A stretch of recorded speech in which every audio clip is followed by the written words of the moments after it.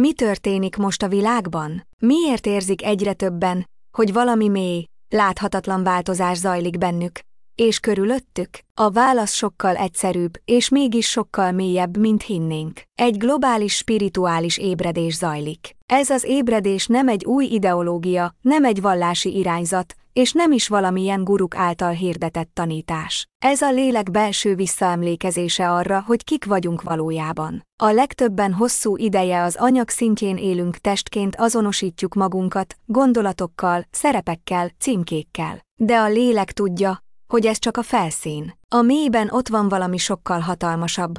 A tudat tiszta fénye, az isteni önvaló, ami örök, és soha nem veszett el, csak feledésbe merült. Ez a feledés volt a fátyol, ami sokáig elválasztott minket önmagunktól. Most azonban ez a fátyol elkezd lebomlani. Egyre többen érzik a hívást belülről. Nem hangos, nem tolakodó. Inkább mint egy halk, szeretetteli emlékeztető. Ébredj! Emlékezz!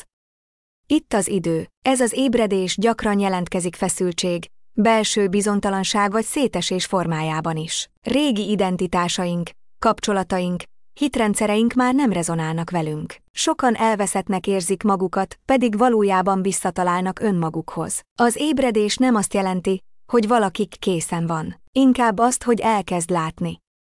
Elkezd érezni.